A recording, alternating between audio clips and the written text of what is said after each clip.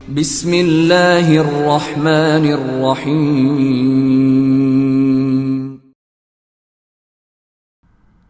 Episode 9۔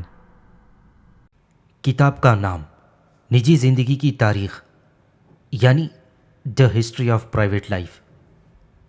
مصنف doctor مبارک علی۔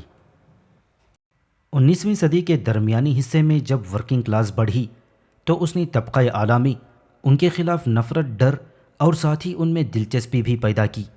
سماجی اور مذہبی طور پر ان خیالات کا اظہار کیا جانے لگا کہ انسان اب زوال پذیر ہو رہا ہے۔ اس کی وجہ سماجی نقطہ نظر سے یہ تھی کہ چونکہ انسان کا فطرت سے رشتہ ٹوٹ گیا ہے، اس لیے وہ تنہا ہو کر برابر نیچے کی جانب جا رہا ہے۔ مذہبی نقطہ نظر سے اس کی پسماندگی کی وجہ سے اخلاقی گراوٹ اور خرابیاں پیدا ہو رہی تھیں۔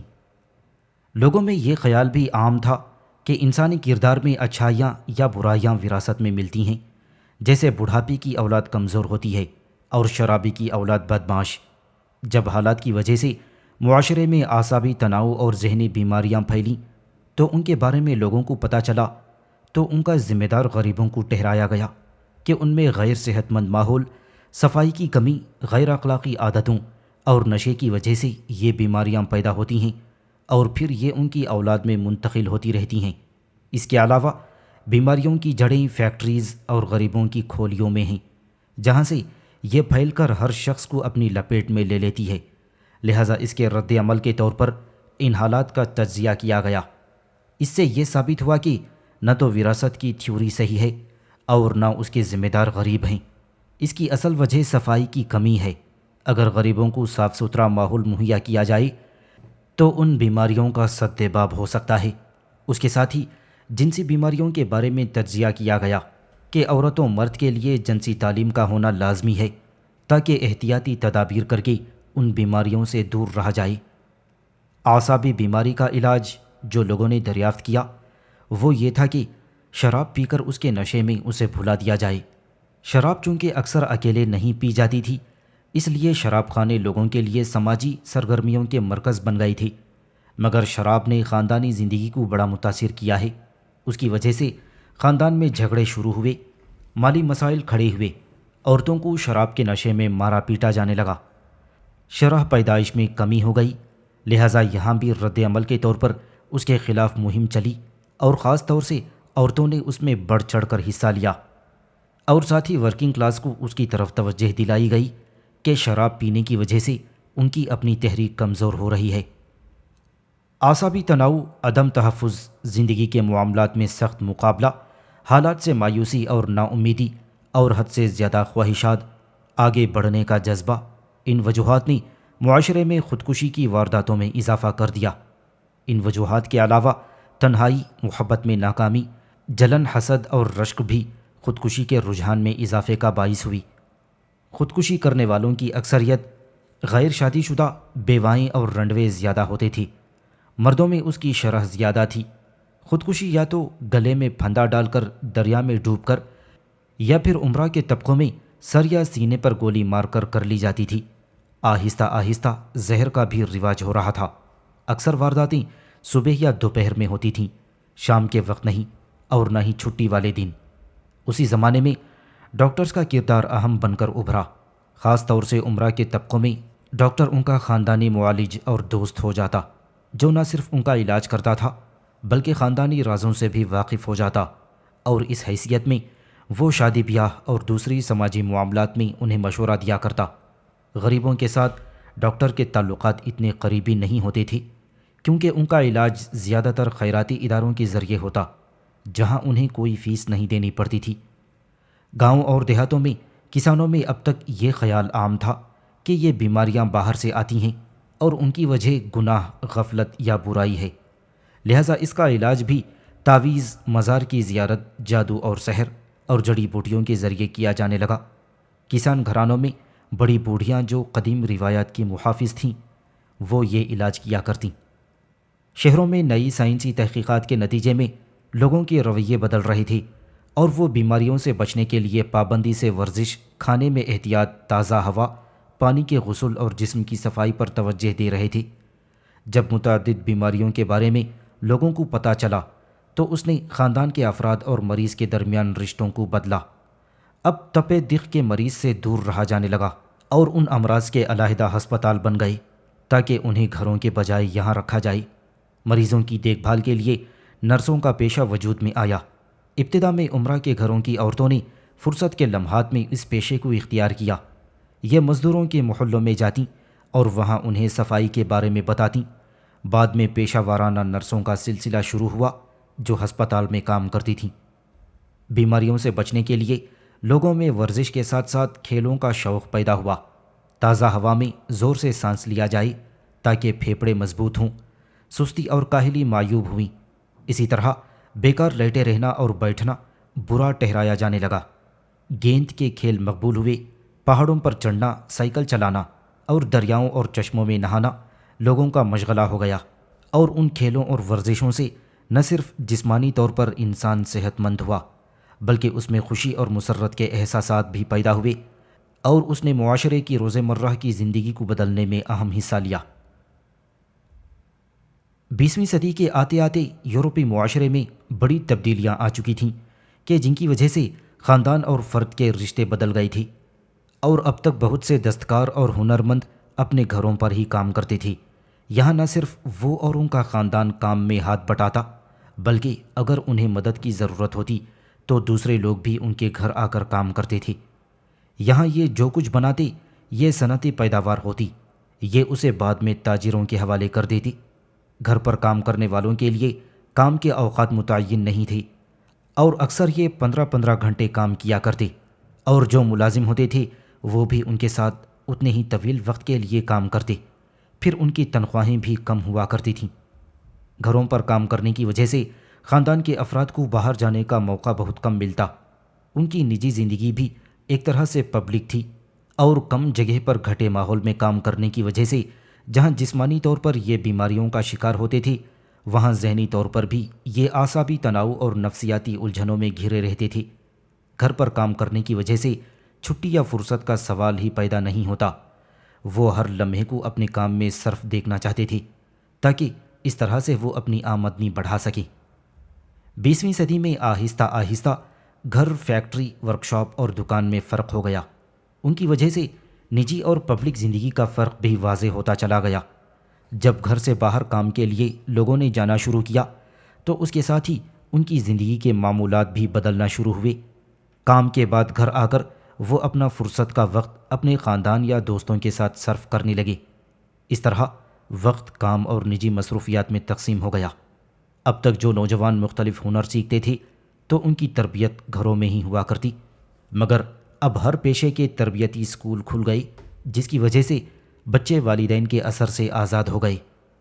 فیکٹریز میں کام کرنے والوں کے نہ صرف اوقات متعین تھے بلکہ ان کی تنخواہیں بھی مقرر تھیں۔ اگرچہ ابتدا میں سرمایہ دار نے مزدوروں کا استحصال کیا تھا، مگر جب ساتھ میں کام کرنے سے ان میں سیاسی شعور پیدا ہوا تو پھر انہوں نے ٹریڈ یونینز کی ابتدا کی، جس نے پہلی بار تاریخ میں مزدور یا استحصال شدہ طبقے کو منظم کیا، اور انہوں نے آہستہ آہستہ اپنے حقوق کا مطالبہ کیا، جس کی وجہ سے ان کے کام کے اوقات کم ہونے لگے اور انہیں بیماری اور بڑھاپے کی صورت میں مالی فوائد ہونے لگے۔ جب پیداوار بڑھانے کے لیے بڑی فیکٹریز بننا شروع ہوئیں تو ان فیکٹریز کے ڈیزائن خاص اشیاء کی پیداوار کو مد نظر رکھ کر بنائے جانے لگے، اور خاص طور سے ان کی چھتیں۔ یہاں مشینز کو ترتیب سے رکھا گیا اور ہر مزدور کی اپنی جگہ متعین ہوتی، اور جب فیکٹریز میں ٹائم کلاکس روشناس ہوئے تو اس کے بعد مزدوروں کا وقت، کام، کھانے کا وقفہ اور چھٹی کے لیے مقرر ہوا۔ مزدوروں کو کھانے کی سہولت فیکٹری کے اندر ہی کینٹین میں ملنے لگی۔ ان کی تنخواہیں پیداوار کے لحاظ سے مقرر کی جانے لگیں۔ ایک اور تبدیلی جو اس صدی میں آئی وہ یہ کہ اب صنعتی علاقے شہر اور رہائشی علاقوں سے دور ہونے لگے۔ فیکٹریوں کے گرد باڑ لگا دی جانے لگی یا دیوار بنا دی جاتی تھی تاکہ یہ محفوظ رہیں، اور اس کے کچھ علاقے آؤٹ آف زون ہوتے تھے کہ جہاں ہر شخص کو جانے کی اجازت نہیں تھی۔ فیکٹری کے دروازے پر چوکیدار اور گارڈ ہوتے تھے جو کسی بھی شخص کو بلا اجازت اندر جانے نہیں دیتے تھے۔ اس تبدیلی نے عورتوں کی زندگی پر بھی اثر ڈالا۔ اب تک عورتوں کو گھروں پر رہنا پڑتا تھا۔ جب تک مرد گھر پر کام کرتے تھے، عورتیں بھی گھریلو کام کاج کے ساتھ ساتھ اسی میں ان کا ہاتھ بٹاتی تھیں۔ اس طرح اسے زیادہ کام کرنا پڑتا اور اس کے پاس اتنا وقت نہیں ہوتا تھا کہ وہ گھر سے باہر جا سکے۔ جب مردوں نے کام کے لیے گھر سے باہر جانا شروع کیا تو بھی عورت کے سماجی رتبے میں کوئی فرق نہیں آیا، کیونکہ تاثر یہ تھا کہ جب مرد باہر جاتا ہے، کام کرتا ہے اور کما کر لاتا ہے تو وہ گھر کا خرچہ برداشت کرتا ہے، جبکہ عورت جو گھر کا کام کرتی تھی اس کی کوئی اہمیت نہیں ہوتی تھی، اسے معاشی طور پر منافع بخش نہیں سمجھا جاتا تھا، اس لیے اس نے عورت کے سماجی رتبے کو اور بھی گرا دیا۔ مگر جب عورتوں نے باہر جا کر کام کرنا شروع کیا تو اس کی وجہ سے ان کی شخصیت میں تبدیلی آ گئی۔ اس کی ابتدا متوسط طبقے کی عورتوں سے ہوئی تھی کہ جنہوں نے ملازمت کرنا شروع کی اور اس طرح سماجی طور پر خود کو مرد اور خاندان کی غلامی سے آزاد کر لیا۔ لہٰذا آہستہ آہستہ یہ خیال عام ہوا کہ گھر میں رہنا مرد کی غلامی ہے، عورت کو باہر جا کر کام کر کے خود کو معاشی طور پر مستحکم کرنا چاہیے۔ متوسط طبقے کی عورتوں کے بعد نچلے طبقے کی عورتوں نے بھی باہر جا کر فیکٹریز میں کام کرنا شروع کر دیا۔ فیکٹری کے بارے میں اب تک مالک یا صنعت کار کا رویہ یہ تھا کہ یہ اس کی نجی جائیداد ہے، جب وہ مزدوروں کو کام دیتا ہے تو اس کی مہربانی ہے کہ انہیں روزی کا وسیلہ مہیا کر رہا ہے۔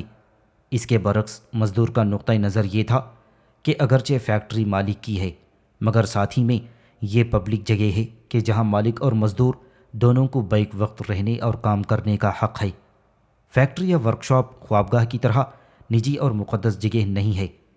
مزدور کو یہ حق حاصل ہے کہ وہ تنخواہ اور کام کے معاہدے کے سلسلے میں مالک سے بات چیت کرے۔ اگر بات کامیاب نہیں ہوتی تو اس صورت میں اسٹرائک کا حق رکھتا ہے۔ اسٹرائک کے ذریعے تنخواہ میں اضافے یا مطالبات کی منظوری مزدور کو زیادہ اچھی لگتی تھی، کیونکہ اس طرح وہ مالک کی مہربانی کا احسان مند نہیں رہتا تھا، وہ کچھ لیتا تھا، اس میں اس کی طاقت و قوت کو دخل ہوتا تھا۔ اور اس کے علاوہ اسٹرائک سے مزدوروں میں اتحاد اور یگانگت پیدا ہوتی اور انہیں اپنی قوت کا احساس ہوتا۔ اس کے برخلاف مالک اسٹرائک کو اپنی ذات کے خلاف ایک حملہ تصور کرتا، اسے مزدوروں کی احسان فراموشی یا بغاوت خیال کرتا، لیکن اس وقت تک مالک ریاستی اداروں کو اسٹرائک میں دخل نہیں دینے دیتا، کیونکہ اس کے نزدیک یہ ایک نجی معاملہ تھا جو اس کے اور مزدوروں کے درمیان تھا۔ مزدور اس کے مقابلے میں اسے نجی معاملہ نہیں سمجھتے تھے، بلکہ اس پر زور دیتے تھے کہ یہ ملازمین اور فیکٹری کے درمیان ہے، اس لیے ریاست اس میں دخل دے اور ان کے مطالبات منظور کرائے۔ یونین اور اسٹرائک سے فیکٹری اور مزدور کے درمیان جن تعلقات کو پیدا کیا وہ نجی اور ذاتی نہیں تھے، بلکہ کام اور پبلک تعلقات تھے۔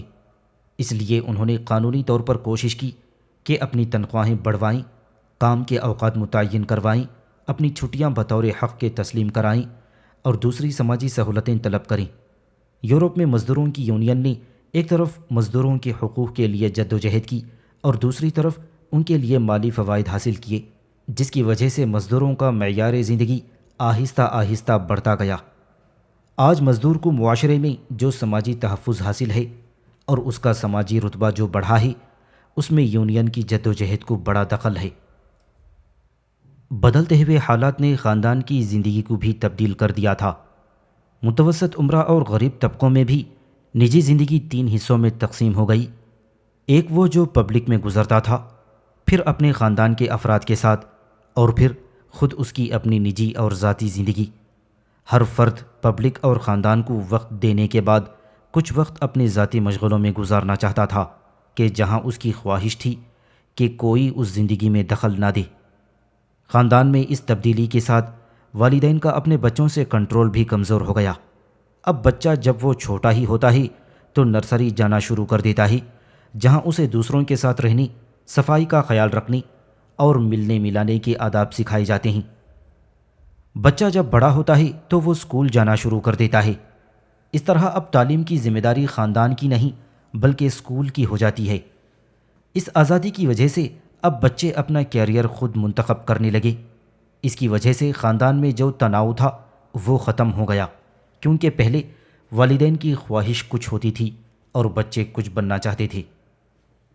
معاشرہ اور ریاست کے نئے ڈھانچے میں خاندان سے زیادہ بچوں پر ریاست کی ذمہ داری ہو گئی۔ بچے کی پیدائش سے لے کر اس کی تعلیم تک اب ریاست اس کی پرورش، دیکھ بھال اور تعلیم کے اخراجات برداشت کرتی ہے۔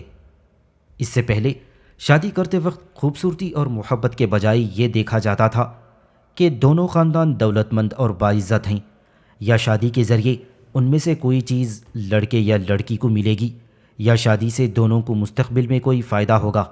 اس لیے یہ شادیاں دو خاندانوں کے درمیان ہوتی تھیں۔ لڑکا اور لڑکی اس میں صرف خاموش کردار ادا کرتے تھے۔ شادی کے بعد اگر ان کے تعلقات بہتر نہ ہوں تو بھی وہ اسے نبھاتے تھے، مگر 20ویں صدی میں یہ روایت بدل گئی۔ اب شادی لڑکے اور لڑکی کے درمیان ذاتی معاملہ ہو گئی کہ جس سے خاندان کا زیادہ تعلق نہیں رہا۔ اب شادی سے پہلے لڑکے اور لڑکی ساتھ رہتے ہیں، اس میں دونوں کا ہم خیال ہونا اور آپس میں محبت کرنا ضروری ہے۔ جب ساتھ رہنے کی وجہ سے دونوں میں گہرا باہمی تعلق ہو جاتا ہے تو اس کی انتہا شادی پر ہوتی ہے۔ اس کی وجہ سے اب شادی کا واقعہ اہم نہیں رہا، کیونکہ یہ تعلقات کے تسلسل کی ایک کڑی ہو گئی ہے، اور اکثر یہ شادی خاموشی سے چند دوستوں اور قریبی خاندان کے افراد کی موجودگی میں ہو جاتی ہے۔ اسی طرح سے اب بچوں کی پیدائش پر بھی والدین کا کنٹرول ہے۔ اگر بغیر شادی کے بچے پیدا ہو جائیں تو وہ معاشرے میں قبول کر لیے جاتے ہیں۔ 20ویں صدی میں خاندان سمٹ کر رہ گیا ہے، یہ والدین اور بچوں تک محدود ہوتا ہے، اور جب بچے بالغ ہو جاتے ہیں تو وہ والدین سے علیحدہ ہو کر اپنی آزاد زندگی شروع کر دیتے ہیں۔ ریاست کی طرف سے بڑھاپے کی پینشن اور دوسری سہولتیں مہیا کی جاتی ہیں۔ وقت گزارنے کے لیے اب ٹی وی، انٹرنیٹ اور دوسری تفریحات ہیں۔ اکثر بوڑھے لوگ جانوروں کو اپنا ساتھی بنا لیتے ہیں۔ ریاست کی طرف سے پوری کوشش ہے کہ سینئر شہریوں کو تمام سہولتیں دی جائیں اور سماج میں ان کے معزز مقام کو برقرار رکھا جائے۔ سامعین سے گزارش کی جاتی ہے کہ ہمارے سارے چینلز ایلیکونٹ ادب ایکسٹراز، سوارڈ آف حق چینل اور اتحاد الانصار چینل میں جن آڈیو بکس اور سیریز کو مکمل کیا جا چکا ہے، ان سب کا مطالعہ ہمارے پلے لسٹ سیکشن سے کریں، اور ان آڈیو بکس اور سیریز کو آپ اپنے دوست و احباب میں شیئر کرتے رہیں، اور ہمارے سوشل میڈیا پلیٹ فارمز کے لنکس ڈسکرپشن میں دیے گئے ہیں۔ ہمیں سبسکرائب اور فالو ضرور کریں۔ جزاک اللہ۔